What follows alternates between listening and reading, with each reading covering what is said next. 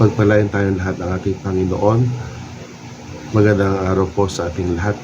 Sa ating pong maikling pagninilay ito po sa mabuting balita ng Panginoon ayon kay San Lucas, sa araw na ito ng kapistahan ng pagdadala kay Jesus sa templo, ay ating ginugunita kung paano sina San Jose at Santa Maria ay naging masunurin sa kautusan at kanilang dinala si Jesus sa templo. Kung tutuusin, ayon sa kaugalian, ang mga kababaihan ay nagpupunta sa templo pagkapanganak at dahil para sa kanilang paniniwala, ang ng dugo ay nagiging dahilan na hindi na malinis sa ritual ang isang babae na dapat muna maging malinis. Bagamat si Maria ay hindi nahirapan sa kanyang pagsisilang sa ating Panginoon, at dahil nga siya ay nanatiling biren, ating pinaniniwalaan na hindi nagkaroon ng pagdudugo ang kanyang pagluluwal sa sanggol na banal, ay gayunpaman, dahil nagpapakita ito ng paggalang at halimbawa sa atin, ay pumunta pa rin sila sa templo, nag-alay ng ilang mga hayop na itinagubili ng Panginoon, no? Dalawang bato-bato, yun. Ay ito yung halimbawa din sa atin kung paano tayo ay kinakailangan din marunong sumunod sa ating buhay sa iba't ibang mga bagay.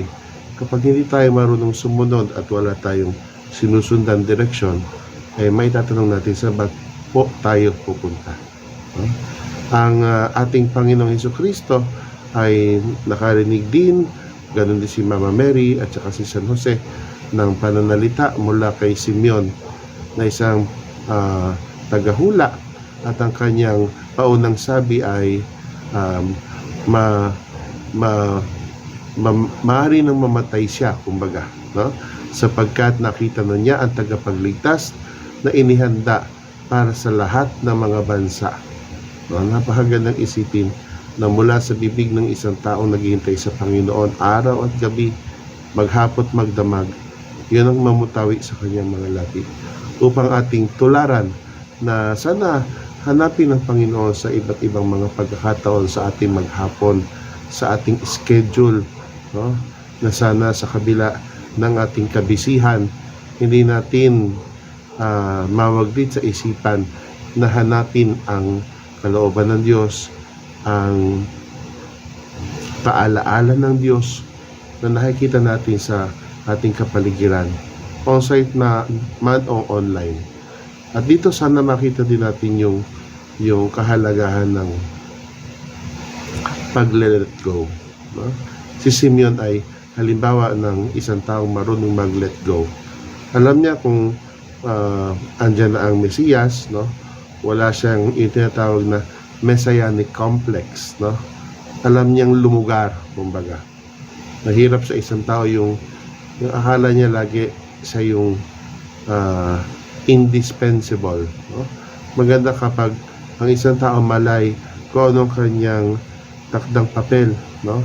Sa lipunan, yung parang may job description, kumbaga.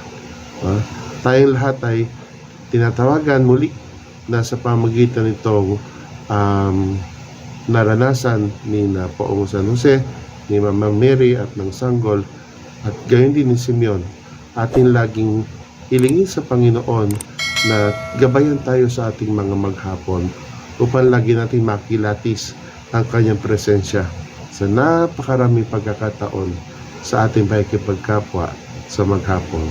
Pagpalain tayo ng Diyos.